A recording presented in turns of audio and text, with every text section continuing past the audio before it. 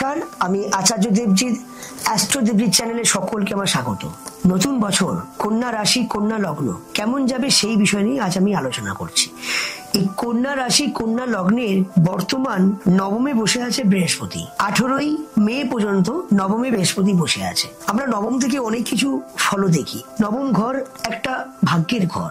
তাহলে কন্যা রাশি, কন্যা লগ্নের 1 2 3 4 5 6 7, তাহলে 1 2 3 4 আমরা চতুর্থ ঘর থেকে ঘর বাড়ি দেখি, মা গাড়ি দেখি এবং ব্যবসা দেখি। তাহলে সে বসে আছে নবমে। মোটামুটি 18ই মে পর্যন্ত নিশ্চিত ভালো যাবে, কেন নবম থেকে নবম ঘর থেকে একটা ভালো ফল পাওয়া যায়। চতুর্থপতি এবং সপ্তমপতি সে যদি নবমে বসে আছে বর্তমান, খুব ভালো লক্ষণ। কিন্তু এই নতুন বছর 2025-এ 3বার চেঞ্জেস করছে, সঞ্চার করছে এই বৃহস্পতি। তাহলে বলুন তো আপনাদের খারাপটা কোথায়?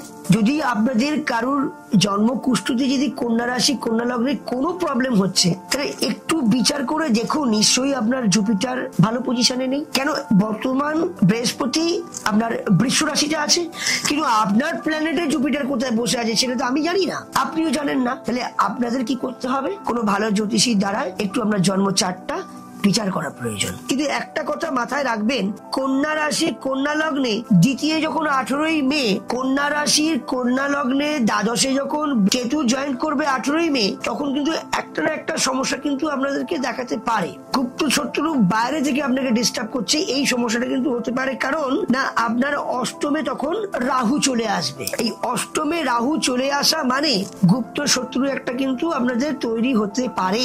গুপ্ত রোগ, ইউরিন প্রবলেম, একটা প্রবলেম আসতে পারে, পেটের কোনো প্রবলেম হতে পারে, কিডনির কোনো ডিস্টার্ব হতে পারে। এটা হতে পারে, মেবি হতে পারে, সবাই হবে কোনো মানে নেই।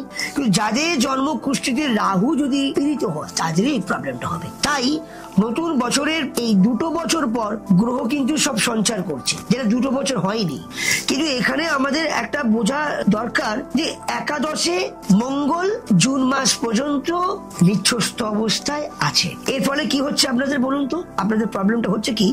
1 2 3 4 5 6 7 8 একটা খুব প্রবলেম চলছে। কি হচ্ছে বলুন তো? আপনারা না একটু নার্ভাস হয়ে যাচ্ছেন। তৃতীয় ঘর, অষ্টম ঘরের অধিপতি ল্যান্ডলর্ড মঙ্গল, সে আপনার কর্কট রাশিতে নিঃস্ব অবস্থায় আছে। ফলে বলে না, ভালো করে পড়াশোনা করলেন, আর যখন আপনি ক্লাসে গিয়ে যখন পরীক্ষা হলে গেলেন, জানা কোশ্চেন ছেড়ে দিয়ে চলেন। কেন না? ভয় পাচ্ছে। নার্ভাস সিস্টেম যেটাকে বলে, এই নার্ভাস ভাবটা কিন্তু আপনাদের কিন্তু আমি দেখতে পাচ্ছি আপনাদের চলছে।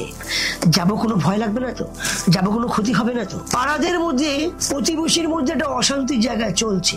ভাইদের সঙ্গে হঠাৎ করে দেখা যাচ্ছে নতুন করে কোনো একটা অশান্তি হচ্ছে। ভাইরাও যেন আপনাদের নতুন করে যেন শত্রু তৈরি করে ফেলছে, যেটা আগে এত ছিল না। এই গোটা 2 মাস দেখতে পাচ্ছি যে একটা প্রবলেম চলছে। কিন্তু মাথায় রাখবেন, এক একটা ঘরে মঙ্গল সঞ্চার করে 45 দিন। সেই জায়গা থেকে সেই মঙ্গল জুন মাস পর্যন্ত থাকছে কর্কট রাশিতে।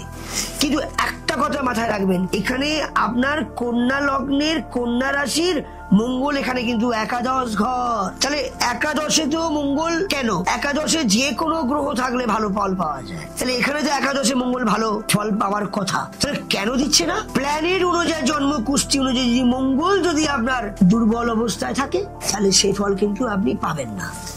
এই প্ল্যানেট অনুযায়ী যদি আপনাদের মঙ্গল যদি রাহু যুক্ত হয়, শনি যুক্ত হয়, তাহলে এই ফল কিন্তু আপনি পাচ্ছেন না।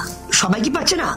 কারোর জন্মছকে একাদশীতেই মঙ্গল বসে আছে, তার ফল তো বাড়লে একটু যোগাযোগ করুন, অ্যাস্ট্রোলজিটা বুঝুন। অ্যাস্ট্রোলজি সাবজেক্টটা কিন্তু কোনো মানে গোজা তাপ্পি দিয়ে কোনো ক্যালকুলেশন নয়।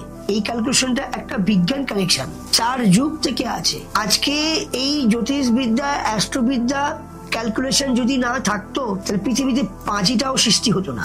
আপনার বাড়িতে বিয়ে হচ্ছে, ব্রাহ্মণ দ্বারায় পাঁচি দেখবেন। আপনার বাড়িতে কেউ এক্সপায়ার হয়ে গেছে, তার কোনো নিয়ম কানুন করবেন, সেটাও পাঁচি দেখে ব্রাহ্মণ দেখছে।